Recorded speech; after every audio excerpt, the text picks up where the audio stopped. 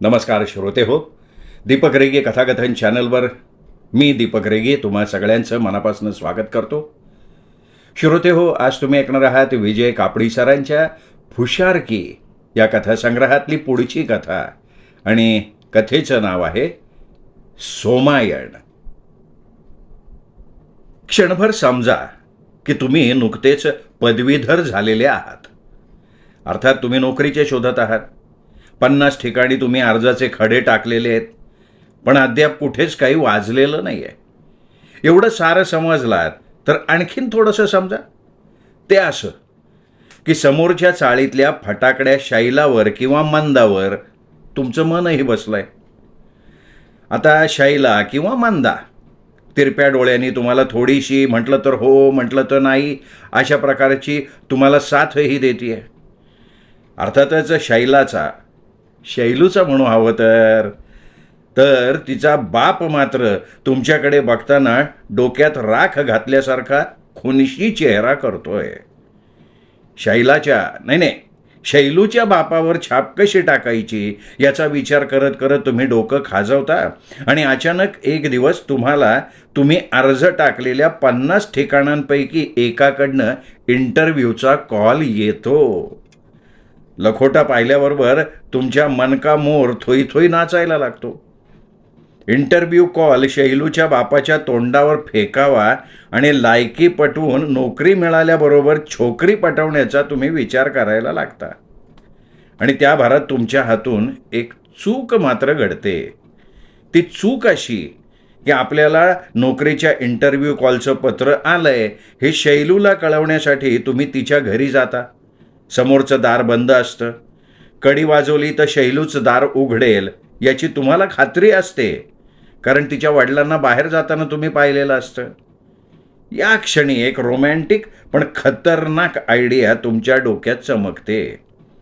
त्या आयडियातला खतरनाकपणा अर्थात तुम्हाला नंतर पटतो म्हणा, पण सुरुवातीला ती आयडिया तुमच्या दृष्टीनं खचितच रोमॅन्टिक असते. ती आयडिया अशी आहे की दाराच्या फटीतून तो इंटरव्ह्यूचं पत्र असलेला लखोटा आत टाकायचा आणि दाराची कडी वाजवून निघून जायचं.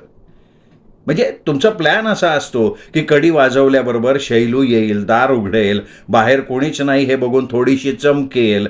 एवढ्यात पायाशी पडलेला लखोटा तिच्या नजरेला पडेल. ती तो लखोटा उचलेल, पाहिल आणि तुम्हाला नोकरी लागणार म्हणून हर्षभरीत होईल.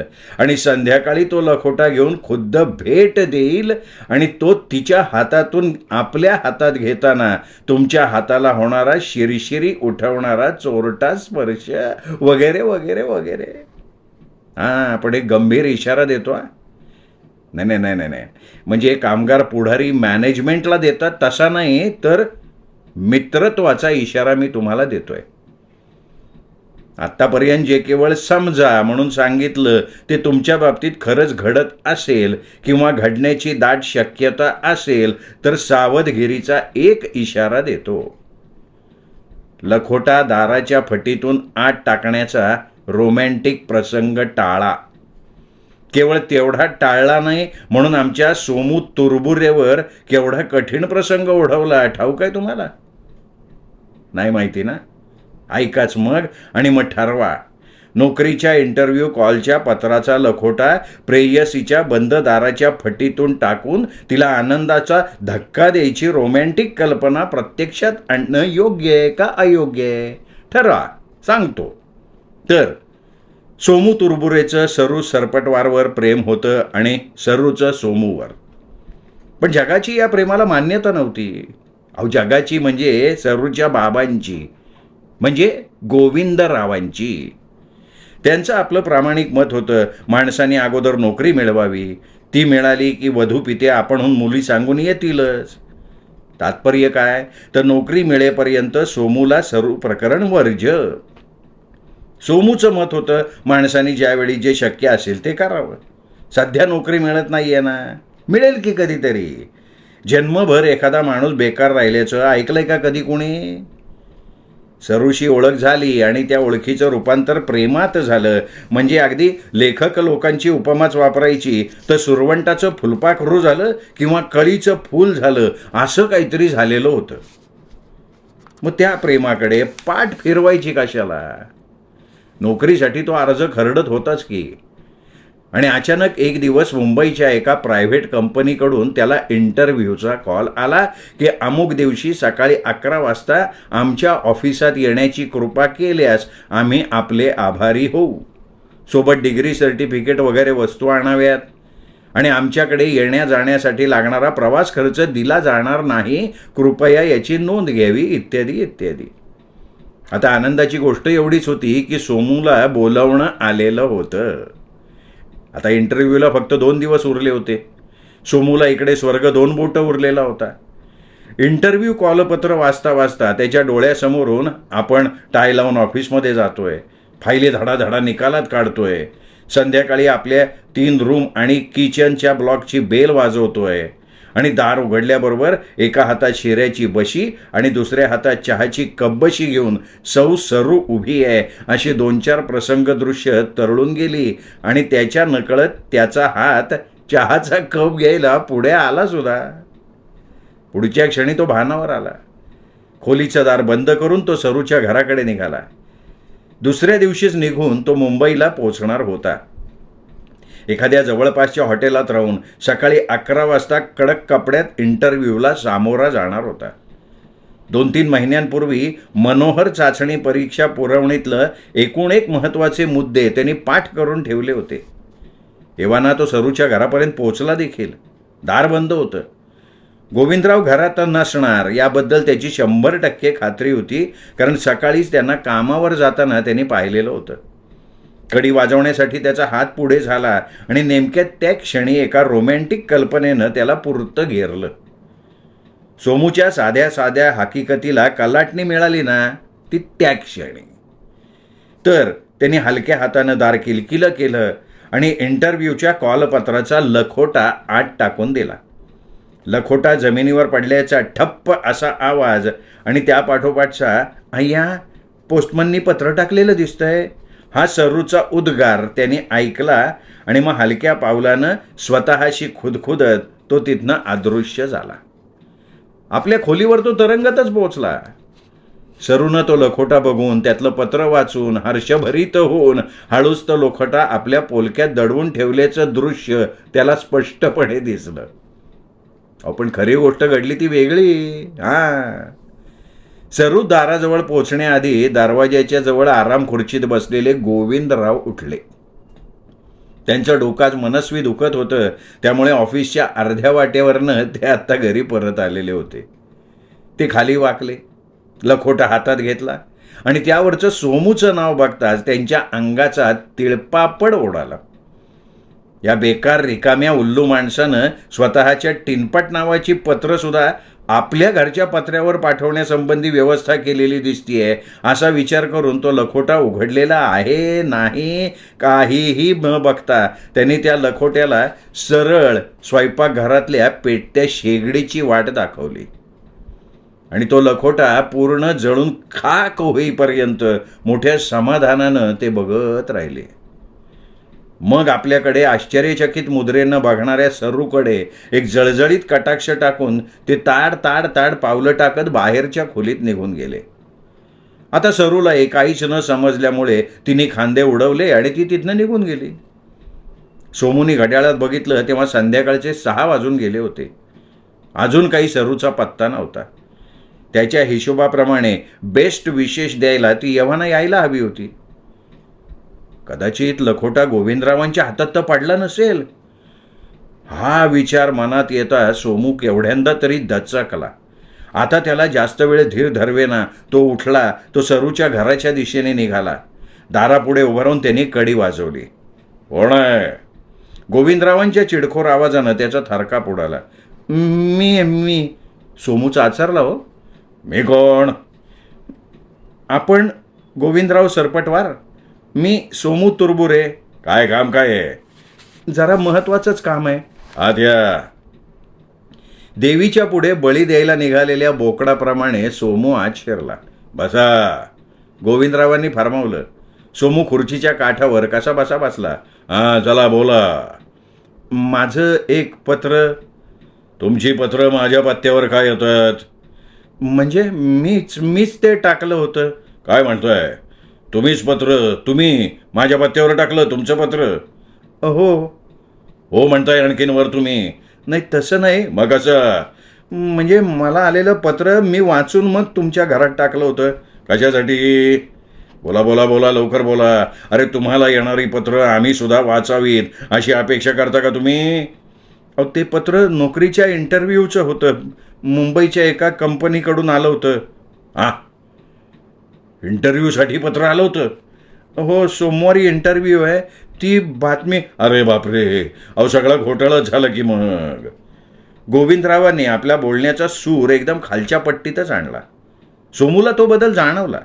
त्यांनी गोविंदरावांकडे बघितलं. त्यांचा चेहरा साफ पडला होता. काय काय झालं? त्यांनी अधीर होऊन विचारलं. घात झालाय घात. अहो ते पत्र मी जाळून टाकलंय. जाळून टाकलं तुम्ही पत्र? सोमू इंगळीत डसल्यागत किंचाळला. हो ना, जाळून टाकलो मी. काय म्हणताय? अहो आता मी काय करू? सोमूचा चेहरा एकदम रडवेला झाला. हे बघा, तुमचं पत्र मी उघडून सुद्धा पाहिलेलं नव्हतं. माझी चूक झाली बरं. अहो असं कसं केलं तो तुम्ही? आजच्या दिवसात नोकरी तर सोडा, पण नोकरीच्या इंटरव्ह्यूचं पत्र मिळणं सुद्धा किती कठीण झालंय. 50 ठिकाणी अर्ज खरडले, तेव्हा कुठे पहिलं इंटरव्ह्यूचं पत्र आलं होतं. कुठं जाळलं तो तुम्ही? कदाचित काही भाग शिल्लक राहिला असेल त्याचा. नाही, काही उपयोग होणार नाही. पत्र साफ जळून गेलंय ते. तुमचा इंटरव्ह्यू सोमवारी आहे ना? तुम्ही जा ना मग. ती इतर सर्टिफिकेट वगैरे बरोबर घेऊन जा. कंपनीकडे असतं डुप्लिकेट पत्र. काय तुमची केस अगदी हाताबाहेर गेलेलं नाही आहे, सोमेश्वर पंत. सोमूला गोविंदरावांनी धीर दिला. हो आता कसला जाणार मी? निराश होत सोमू पुटपुटला. का का का नाही जाणार? काय झालंय? अहो मला त्या कंपनीचं नाव सुद्धा आता आठवत नाही आहे. पत्ता लांबच राहिला. काय सांगताय? खरं सांगताय काय? अहो खरं ना. त्या कंपनीच्या नावाबद्दल एकच गोष्ट लक्षात आहे माझ्या. कोणती कोणती कोणती? कंपनीचं नाव ना एका हिंस्त्र प्राण्याच्या नावानं सुरू होतं. वाघ बघा बघा बघा, आठवून बघा, नक्की आठवेल. मी वाटल्यास सांगतो तुम्हाला काही हिंस्त्र प्राण्यांची नावं. सिंह, लांडगा. सरू, तुला आठवत असेल तर तू पण सांग. मधल्या दाराच्या पडद्याआड उभी राहून सरू ऐकत होती. सोमूच्या बाबतीत आपल्या पित्याचा बदललेला अवतार एरवी तिची भरपूर करमणूक करता, पण आजचा प्रसंग बाका होता. त्या परिस्थितीत गोविंदरावांचा खालचा सूर सोमूच्या सुद्धा फारसा लक्षात नाही आला. सोमू विलक्षण चिंतेत पडला होता. मोठा अजब प्रसंग त्याच्यावर ओढवला होता. फार पुढची फार सुंदर स्वप्न त्यांनी रंगवली होती आणि ती सगळी त्या लखोट्याबरोबर जळून खाक झाली होती. तो खिन्न झाला. कसा बसा उठून उभा राहिला. काहीही न बोलता उघड्या दाराच्या दिशेनं चालायला लागला. गोविंदरावही गंभीर झाले. एकेकाळी नोकरी शोधण्याच्या भयानक दिव्यातनं ते सुद्धा गेलेले होतेच की. सोमूबद्दल त्यांना विलक्षण कणव वाटली. ते गदगदलेल्या सुरात म्हणाले, सोमेश्वर पंत, मला माफ करा तुम्ही. माझ्या हातून फार मोठी चूक झाली आहे. या चुकीची भरपाई कशी करू? पण ते ऐकायला सोमू तिथे होता कुठे? क्विंटल क्विंटल वजनाच्या बेड्या पायात घातल्यागत जड पावलाने तो आपल्या खोलीत शिरला आणि एवढ्यात, मी आत येऊ का? सरूनं आत येत विचारलं.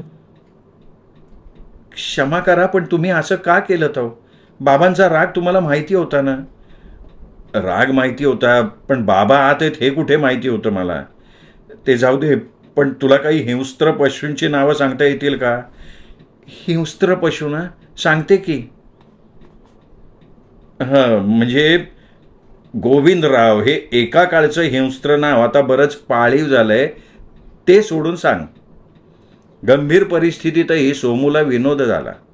ईश, मी बाबांना सांगेन ना. खुशाल सांग, मी घाबरतोय का? ते काही आता पूर्वीसारखे हिंस्त्र राहिलेले नाही आहेत.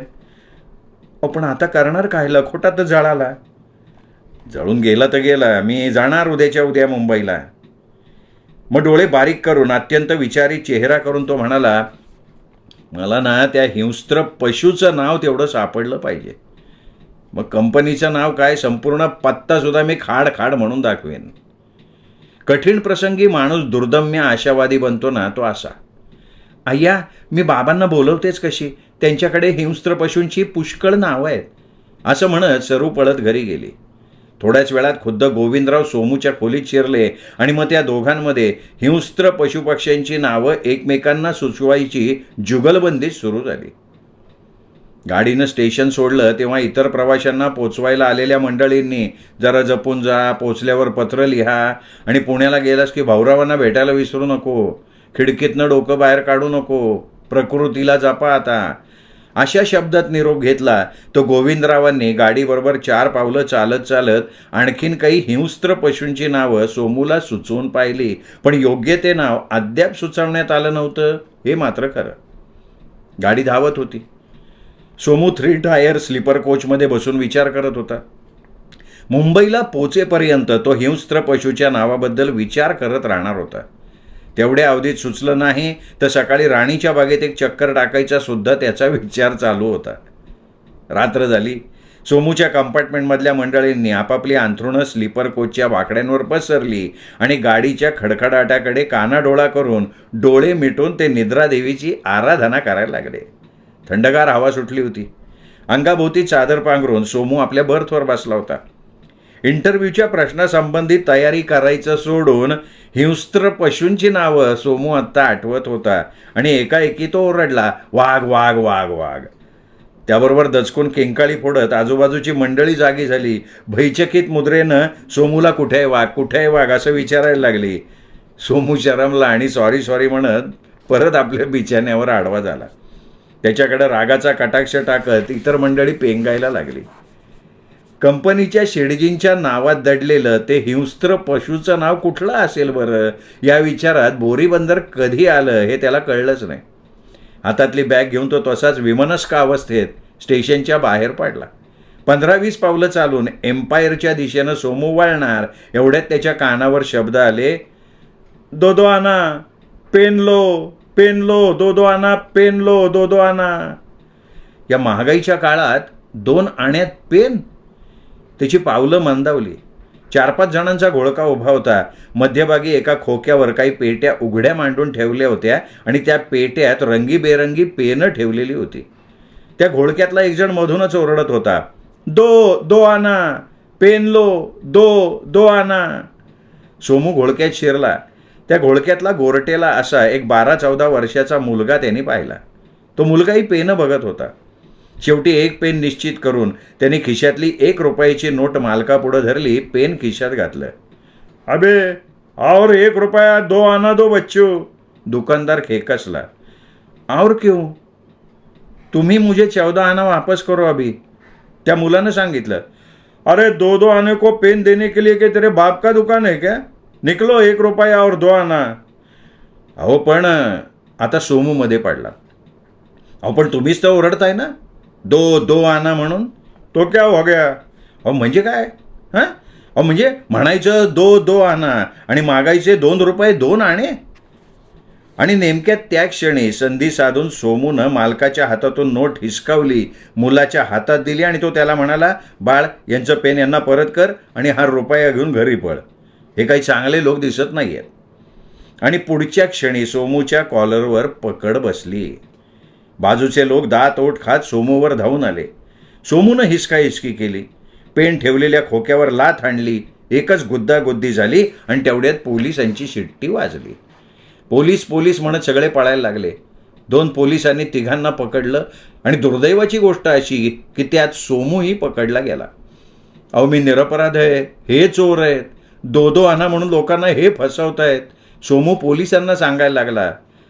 हे बघे, तुला काय सांगायचं आहे ना, फर्रासखान्याच्या साहेबासमोर सांगायचं. पण फर्रासखान्यातले साहेब कुठेतरी बाहेर गेले होते. अहो ते बघा, मला सोडा, मी या लोकातला नाही हो, मी गावाहून आज चालू आहे, उद्या माझा इंटरव्ह्यू आहे. सोमू तिथल्या एका वयस्क जमादाराला सांगायला लागला. इंटरव्ह्यू आहे तुझा? कॉल लेटर दाखव. कॉल लेटर गोविंदरावांनी जाळून टाकलो. कोण आहे हा गोविंदराव? सरूचे बाबा, म्हणजे माझे भावी सासरे. तुमचे सासरे? आणि त्यांनी तुमचं इंटरव्ह्यूचं पत्र जाळलं. हे बघा, तुम्ही मला काही हिंस्त्र पशूंची नावं सांगू शकाल का? म्हणजे काय होईल, मी तुम्हाला त्या कंपनीचं नाव लगेच सांगू शकेन. मी काय म्हणला? हिंस्त्र पशूचं नाव? हिंस्त्र पशूचं नाव सुचल? तुला सुचल? कधी सुचल माहिती का? उद्या क्वारठात उभा राहिले हो. हां, आता पड जा कोठडीत जाऊन. अहो माझ्यावर विश्वास ठेवा. अहो मी गावाहून आलो आहे, हॉटेलात राहणार होतो आजच्या दिवस. मी हॉटेलात भाडं भरायला लागलं असतं बाबा तुला. इथं बिनभाड्याची कोली वापर जा चल. आणि इतर दो आनावाल्या मावाल्यांबरोबर सोमूची रवानगी कोठडीत झाली. रात्रभरीच झाली होती. सवयीप्रमाणे मावाल्यांना झोप लागली. सोमू बसून होता. गजांच्या जवळ जाऊन त्यांनी शिपायाला विचारलं, अहो एखाद्या हिंस्त्र पशूचं नाव सांगाल का? गोदावरी बाई. तो शिपाई गईवरून म्हणाला, माझ्या बायकोचं नाव आहे ते. लय हिंस्त्रपणे वागवती मला. अहो मला खऱ्याखुऱ्या हिंस्त्र प्राण्याचं नाव हवं आहे हो. वन्य हिंस्त्र प्राण्यापेक्षा माझी गोदावरी बाई लयच हिंस्त्र आहे. अहो पण आता झोपतो का तू हे? अहो तुम्ही सांगू शकाल का एखाद्या हिंस्त्र पशूचं नाव? डासांच्या आणीवर हल्ल्यानं जागा झालेल्या एका मावाल्याला सोमूने विचारलं. आब्या चोपायचो. मावाल्यानं पाठ फिरवली, घोरायला लागला. कणाकणानं रात्र संपली. सकाळी 8चा सुमार. बदलीचे सब इन्स्पेक्टर आत शिरले. कोठडी डोकून बघायला लागले. दो आना पेनवाल्याकडे बघत उद्गारले, हे आले का परत? आयला यांची कातडी किती बी गरम केली तरी पेनचा धंदा काही सोडत नाहीत. बहुतेक गेले जन्मी हे गेंडे होते बहुतेक. गेंडा. सोमू एकदम ओरडायला लागला. याला काय झालं अचानक? अरे बाप, हा नवीनच आलेला दिसतोय. Genda Singh and Kharku and company, 66 Apollo street, Mumbai, number 1. Somu धडाधडा बोलायला लागला. काय तू बरं आहे ना तू? साहेब याची केस जरा वेगळी बरं का. असं म्हणत जमादारानं हिंस्त्र प्राण्याच्या नावासंबंधीची हकीकत सांगितली. समथिंग इंटरेस्ट आहे बरं का. याला आधी मोकळा करा. आता कसं आठवलं मला बघा. गेंडा सिंग अँड खरकू अँड कंपनीमध्ये नोकरीच्या इंटरव्ह्यूसाठी मी आलो होतो. अहो सकाळी 11 वाजता माझा इंटरव्ह्यू आहे. कॉल लेटर कुठे आहे तुझं? मग सगळं रामायण, खरं म्हणजे सोमायण सोमूला सांगायला लागलं. हे ऐकल्यावर मात्र सब इन्स्पेक्टरला सोमूला सोडल्या वाचून गत्यंतर उरलं नाही. मी तुमचा अत्यंत आभारी हो. कशाबद्दल? अहो तुम्ही नुसता गेंडा हा शब्द उच्चारला म्हणून मला पुढचं सुचलं. तुम्ही गेंडा हा शब्द उच्चारलाच नसतात तर कंपनीचं नाव या जन्मात मला आठवलं नसतो. आणि सोमू 8:30च्या सुमाराला चौकीतनं बाहेर पडला. झकासपैकी दाढी उरकून, कपडे चढवून 9:45च्या सुमाराला तो अपोलो स्ट्रीटवरच्या गेंडा Singh and Kharku and company समोर जाऊन उभा राहिला. इतक्यात एक स्टूडबेकर गाडी उभी राहिली. त्यातून एक गृहस्थ उतरले. बरं आहे बेटा, टाटा. त्या गृहस्थांनी मोटारीतल्या आपल्या मुलाचा निरोप घेतला. मुलानं खिडकीबाहेर तोंड काढलं आणि त्याची दृष्टी सोमूवर पडली. सोमू हा वासून त्या मुलाकडे बघत राहिला. अहो बाबा हेच ते. कोण? कशाबद्दल म्हणतोयस तू बेटा? सोमूकडे बघत त्या गृहस्थांनी मुलाला विचारलं. अहो बाबा हेच ते ज्यांनी काल मला त्या दो आनेवाल्या मावाल्यापासून वाचवलं. ओ ऐसे. पुढच्या क्षणी सोमूचा हात हातात घेत ते गृहस्थ म्हणाले, बाय द वे माझं नाव प्रधान. हा माझा मुलगा. काल मला न सांगता पेन आणायला गेला होता एकटा. पण थँक्यू, तुमच्यामुळे तो सुखरूप घरी आला. Thanks a lot. सोमू भारावून गेला होता. त्याच्या तोंडून शब्द बाहेर पडेना. पण तुम्ही इथे कसे? तुम्ही इथे कुठे काम करता का? प्रधानांनी विचारलं. नाही, मी आत्ता इंटरव्ह्यूसाठी आलो आहे. गेंडा सिंग अँड खरकू असं. खरं म्हणजे मी मालक आहे. गेंडा सिंग हे पूर्वीच्या मालकाचं नाव तसंच ठेवलं आम्ही, कारण ते पटकन कोणाच्याही लक्षात राहतं म्हणून. प्रोव्हाइडेड यू रिमेंबर दॅट गेंडा. येस सर, पण माझं इंटरव्ह्यू लेटर जाळलं गेलंय सर. जाळलं गेलं म्हणजे काय? मग सोमूनं इंटरव्ह्यूच्या लखोट्याचं सोमायण ऐकवलं आणि ते ऐकल्यावर प्रधान मृदू आवाजात म्हणाले, इंटरव्ह्यूच्या निमित्तानं आलेले तुम्ही शेवटी माझ्या मुलाच्या निमित्तानं तुरुंगात सुद्धा गेलात निरपराधी असताना. आता मला तुमच्यासाठी काहीतरी करावं लागेल.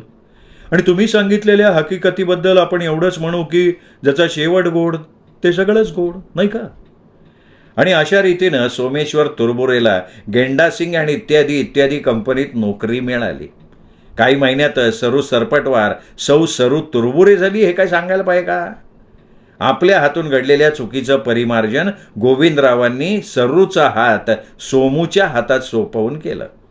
आणि आपण संध्याकाळी घरी आलो आहोत आणि सरू चहाचा कप घेऊन दारात उभी आहे, हे सोमूचं एकेकाळचं स्वप्न दररोज संध्याकाळी या दिवसात साकार व्हायला लागलं.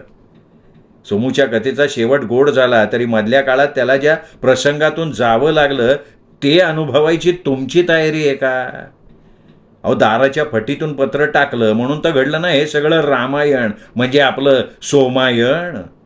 म्हणून मित्रत्वाचा इशारा, तुमचीही तशी काही रोमॅन्टिक कल्पना असेल तर वेळीच आवर घाला, नाहीतर तुमचा सोमू व्हायला वेळ लागणार नाही मंडळी. श्रोते हो, तुम्ही ऐकत होतात विजय कापडी सरांनी लिहिलेली कथा सोमायण. कथा कशी वाटली कमेंट करून जरूर कळवा. कथेचा व्हिडिओ लाईक करा. आपल्या कथाप्रेमी मित्रपरिवारात नातेवाईकात कथा शेअर करा. भेटत राहा दीपक रेगे कथाकथन चॅनलवर. नमस्कार.